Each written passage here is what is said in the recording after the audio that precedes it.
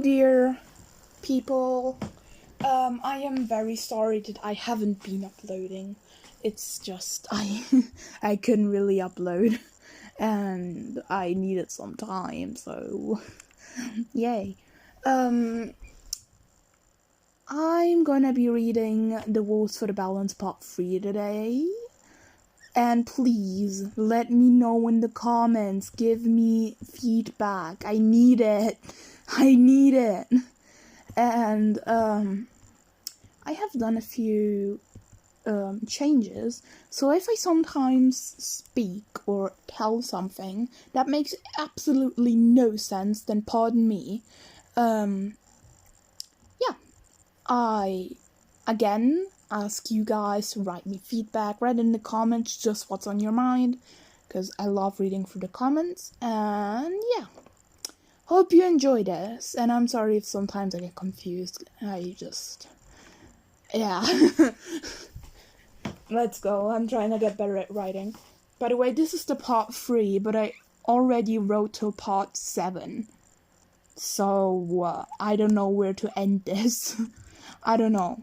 We'll see how this goes and how it ends, if it ends, so let's go. The Wolves for the Balance, Part 3. Cell 2 Guy, POV. I was trying to make something out of the things that I had grabbed from when I was here. I managed to grab a rope without anyone noticing. Then I kept the fork, knife and spoon, telling them I had lost them, and the usual, one blanket, a bed, and a little table they had put in my cell. When I heard steps, I hid everything under my bed, throwing myself on my bed with my blanket on top of me. "Hey, cell 2, come to the door right now." Great, it was another psycho. "You do know I have a name, right?" I responded, walking to the cell door, keeping my blanket on myself because of the cold. "Take your blanket off, will you?" The skeleton in front of me said as I explained to him I was freezing. He nodded after checking I didn't have anything under my blanket and took me to a room where all the psychos were. This is just great, isn't it? I'm stuck with an octopus, a hate-dripping skeleton from its eye sockets, a crackhead and an Oreo, and not to mention the glitching Windows Vista. Oh, and of course the psycho that brought me here. The octopus approached me as he spoke. "Hello there, unknown skeleton. My name is Nightmare Sounds, or Nightmare, though you will be calling me Boss." Is he out of his mind? Me? With this bunch of psychos. Besides, I don't even like killing, kidnapping, and all that sort of stuff. I looked at this Nightmare Sounds as I answered, looking directly in his eye. "No, thank you. I'm not interested in your little games and kidnapping stories." I got cut off. "Oh, how rude of me. It wasn't a question." "What's your name?" Nightmare answered as his voice gets deeper. "You won't be needing that. I'll not stay long here," I answered quickly as the goopy skeleton seemed to get mad since he had pushed me down on a chair that was behind me as he crouched to my height, looking directly in my eyes, with a cyan glowing eye. "You are going to stay here because I ordered you to, and your opinion doesn't count on this. You get that, little skeleton?" I looked at him, not liking what he had just told me, though. To not make more problems and to spy a bit around, I answered with a quick yes, though he wasn't happy with the answer. "Yes, what?" I stood quiet as I then said, "Yes, boss." He smirked at the answer as he patted my skull, though he did hear me growl a bit. "Now, what's your name?" I hesitated, but then decided to tell my name. "It's Leaf. Don't confuse me with Nature Sounds, we aren't related." Nightmare seemed happy with the answer, as he proceeded to introduce everyone, though after a few seconds I saw Horror and Dust whispering stuff while looking at me and smiling. I didn't like that, so I went back to Nightmare. I have a plan how to get out of this, and it includes also spying for the star sensors.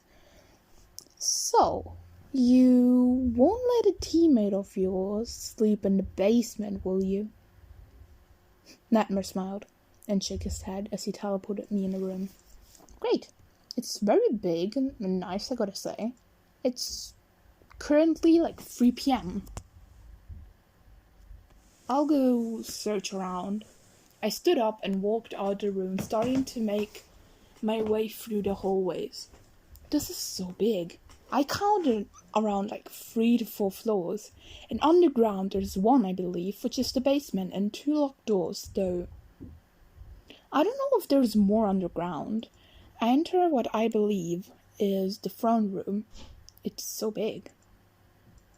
There's this throne at your right when you enter the room, and then there are 2 chairs, and then there's nothing except a table, a couch, and a couch.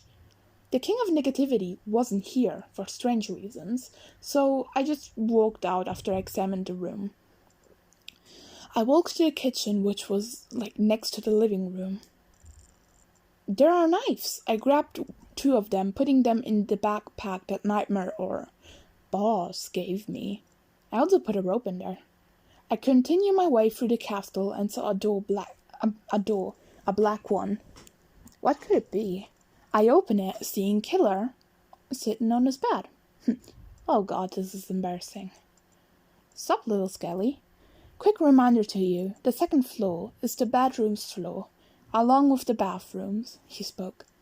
Thanks, sorry for bothering you, I answered quickly. You're welcome. Killer smirked as I then closed the door and turned around. Dizzy Horror standing behind me. Ah! Calm down, little Skelly, it's me, he said and put a hand over my mouth. When I stopped, he decided to take the hand off. What you doing, Skelly? Just looking around, I answered, picking my backpack up that had fell down when I got scared. He looked at me in the eyes. Okay. Well, Boss awaits you in his office, he spoke, looking a bit down to me. God, what did that psycho want from me? All right, thank you, buddy. I answered quickly, nodding to show I understood, and teleported in front of the room. Okay, backpack's on my shoulders, I have a pocket knife in my jacket, and I have the ropes. I knocked carefully as the king opened the door and had let me in. Nightmare POV? I let the smaller skeleton in and closed the door as I walked to my side of the desk and sat down. The skelly sat